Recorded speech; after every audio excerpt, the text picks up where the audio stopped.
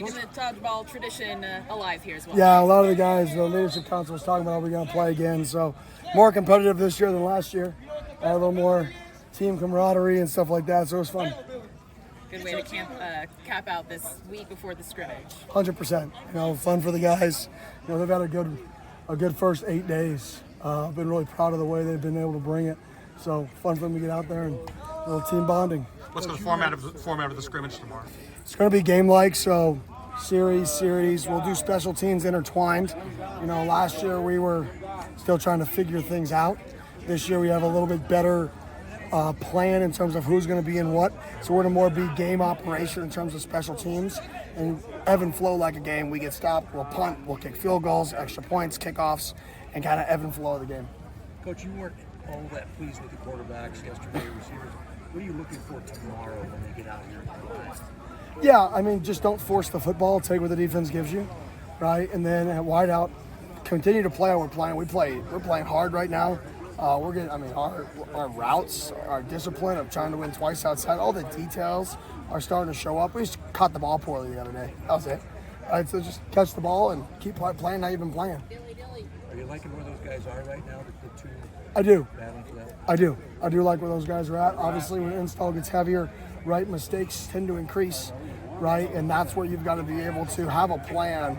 I was talking to them the other day about worst case scenario, like we call it naked on 3rd and 1 or a naked shot on 3rd and 1. Like, what happens if it's not there? You already have in your mind, I'm throwing it away. I'm checking it down. Like, what is my plan for if bad stuff happens? Because good quarterbacks can always recover from 2nd and 10. 2nd and 10, recover. That's easy, right? Make one good throw, one good run, get the 3rd and medium, right? Very hard to recover from 2nd and 18. And how can we be a football team that doesn't get into 2nd and 18? We stay at 2nd and 10, hopefully 2nd and 5, 2nd and 4. But if a worst case scenario is 2nd and 10, we'll win a lot of games. Do you have a personal deadline of when you'd like to have a starter decided at QB? No, I think it's a really healthy competition between those guys. I think they're helping each other. Sometimes you do want to announce a starter when you don't know how healthy the situation is from a program standpoint. But I think our program's healthy. I think our program believes in both. And I think they both work together to bring the best out of each other. So I don't think it's a situation where we have to name one or don't at a certain time frame, just based off the dynamic and the healthiness of the battle. Yesterday you talked about tomorrow being an evaluation, right? Get it on film, see where you're at this point in camp. Is that kind of what you're hoping to get out of tomorrow? Well, some people make plays when nobody's out there and you're by yourself and you actually have to do this thing called tackle, right? Or make somebody miss. And it's really hard to see that in practice because the limited tackling, you only have a certain amount of days. So who actually plays football well in a game-like setting and makes plays, does what he's supposed to do, messes up and responds well?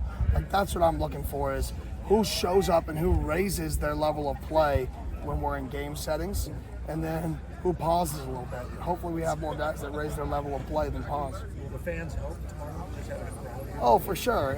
Anytime there's people watching, right, it's puts little nerves in you. Gets a little excited. I saw, it was either last night or the night before, you guys all got out on the field and looked like had some team discussion, that sort of thing, kind of big picture stuff. Can you speak to what you've been able to do with that? Yeah, so we do, every one of our coaches gets up and gives a word that they believe defines how we can be the most successful we can be, right? So we've been doing that, and Coach Regal's word was leadership, and the meal hall in there was hot as crap, and it's been hot as crap.